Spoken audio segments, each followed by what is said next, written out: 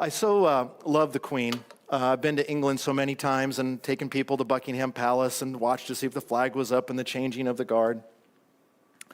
And she was a stately lady. She's going to be missed because she used her influence to suppress many of the wicked things that are unfolding before us. But there's an amazing story about her. Every session, every year, when the first session of Parliament gathers, she would walk up the stairs. They've been doing this for long traditional history, that the king or the queen would walk up the stairs to the hallway that leads to the House of the Lords. And she would walk up those stairs, and then the guards would go before her, and they would take their swords, and they would hit the sides of the walls, and it creates sparks as she marches down the hall.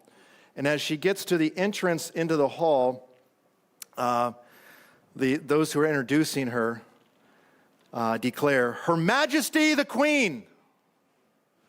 And then she takes her seat, and she tells all the Parliament members, all the Prime Minister, everyone that's there, to do the will of the people, what is best for the people of the kingdom.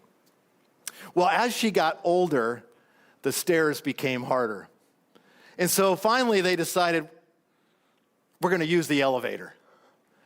And so she gets in the elevator, and she's got one of her bodyguards with her, and they hit the button. The problem is that they didn't go up to the hallway of the Lords. They went to the maintenance floor. And there was a gal by the name of Alice, and she had one of those big, carts, where they throw trash and stuff in.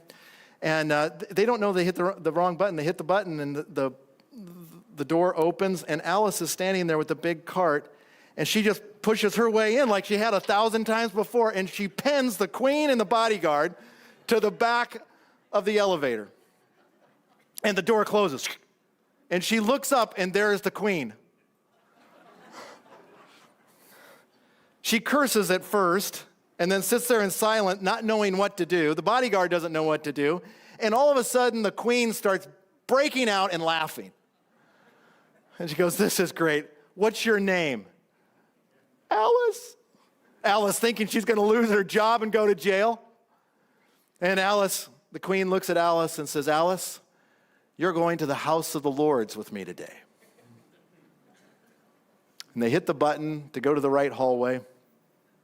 The doors open, and out comes the Queen, and right behind her, Alice. The Queen comes into the House of the Lords, and she pauses there and waits for the introduction. And they declare, "Her Majesty the Queen," and Alice, the maintenance worker. And the Queen takes her seat, and Alice takes her seat. Well, the Queen, every year thereafter, all of Alice's life, invited her to Buckingham Palace for high tea once a year. And when I heard that story, it reminded me of the grace of the Lord Jesus, where he says to a bunch of lukewarm people like you and me, he says, "Behold, I stand at the door and knock. He who hears my voice and opens the door, I will come into him and dine with him, and he with me." Friends, be zealous for Jesus.